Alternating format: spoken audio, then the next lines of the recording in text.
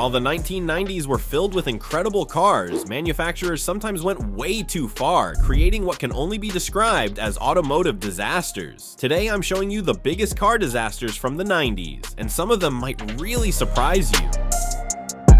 Number 10. 1997 Isuzu VehiCross. Isuzu took a massive risk in 1997 by attempting a futuristic concept and brought this two-seater SUV into production with almost no changes from the concept car. Packing a 215 horsepower 3.5-liter V6 with four-wheel drive, hitting 60 in 8.4 seconds, this thing handled well off-road. So what was the problem? Just two doors, a 2+2 seating arrangement. An SUV can't be this impractical. Visibility was terrifying, small windows, thick pillars. Fuel economy hovered around 14 miles per gallon. Only 4,153 made it to America, and most owners still regret buying one. The VehiCross looked cool, but nobody wanted a two-seater SUV. Off-road capable, but a nightmare to park. You probably wouldn't want one either. Number 9. 1998 Ford Escort ZX2. Ford tried to make a sport compact, and despite sporting badges and aggressive bumpers that looked decent, this car felt completely ordinary to people. With a ZTEC 4-cylinder making 130 horsepower, it hit 60 in just 8.6 seconds, and the top speed of 115 miles per hour was respectable for its time. The handling was average, the suspension felt soft. If you got the S/R package version, it was sportier, but still not good enough. Back then, you could get a Honda Civic Si with 160 horsepower and a manual transmission, or a Volkswagen Golf GTI that was faster and more fun. Nobody even looked at the Ford. Number 8. 1997 Jaguar XJ X308. A car that made you feel rich just sitting in it. The Jaguar XJ packed a supercharged 4.0-liter V8 with a full 370 horsepower, hitting 60 in 5.3 seconds and doing an impressive job. Top speed was 155 miles per hour. The exterior featured aluminum bodywork. The interior felt luxurious. Pure Jaguar design and perfection. Then you looked at the electrical system. Power windows, seats, climate control, everything failed. This meant an average of $4,000 in annual repair costs. One owner of this car said, "I saw the service department more than the car." And he was right, because this is why things went terribly wrong for Jaguar.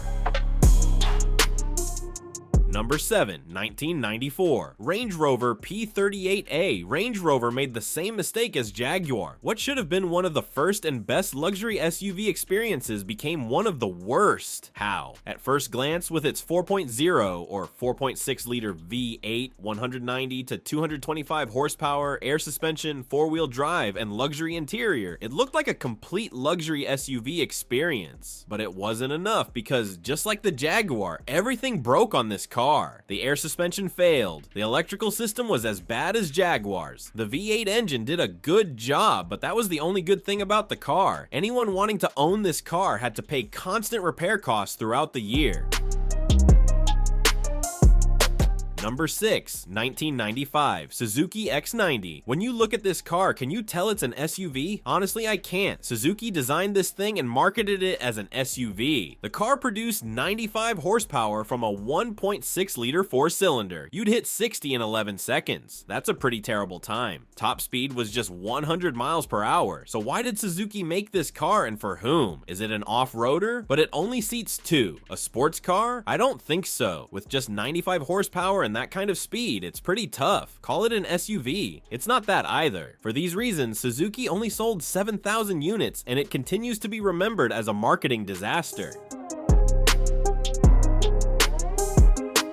Number 5. 1999 Pontiac Aztek. When I look at this car, all I see is the scene of Walter White singing "A Horse with No Name." Jokes aside, even though many people call it the first Cybertruck and say it's ugly, I don't find it that ugly. But I'll explain anyway. With a 185 horsepower 3.4-liter V6, it hit 60 in 9.5 seconds. The Aztek's vertical headlights, plastic body cladding, and weird angles. Everything looked wrong. I don't know what GM designers were thinking in 1999, but while the concept car looked great, nobody loved the production version. It was even voted the worst car of the year because nobody liked its appearance or interior.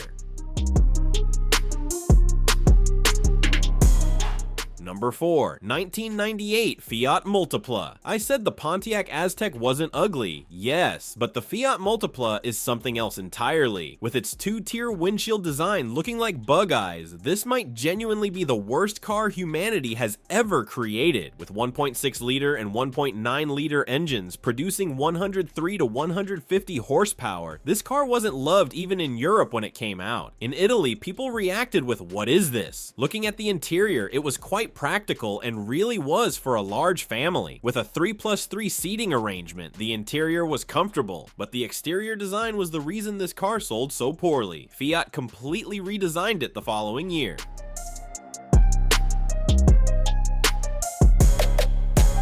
Number 3. 1991 Subaru SVX. You might think, why did you include this car here? But even though this car looks good, doesn't the window within a window design make it look a bit bad? Let's be honest, with a 230 horsepower 3.3-liter boxer 6-cylinder, Subaru's largest engine, you'd hit 60 in 7.6 seconds. AWD was standard and handling was sharp. This car had one single problem, only a 4-speed automatic transmission, no manual option, and that transmission couldn't handle the torque. It constantly failed. The average transmission replacement at 70,000 miles drove people crazy. Only 14,000 Subaru SVXs came to America, and most cars died from transmission failures. Number 2. 1999 Volkswagen Passat W8. A complete family car, the Volkswagen Passat W8 had an 8-cylinder W configuration engine, a combination of two VR4s, producing 270 horsepower and hitting 60 in 6.6 seconds. It had all-wheel drive, a luxury interior, premium materials. The maintenance cost was a complete disaster because you could need nearly $8,000 annually. The engine's complexity was incredible. Even the simplest repair would cost you thousands of dollars. The W8 engine was used in the Phaeton and Continental GT, but in the Passat, it was too complex and expensive. Only 11,000 of these cars were sold, and today if you want to find a clean example, you can get one for $5,000. But I don't know if you'd want to. Before we get to the last car, thank you for watching this far. If you enjoyed the video, you can support me by subscribing to my channel and liking the video.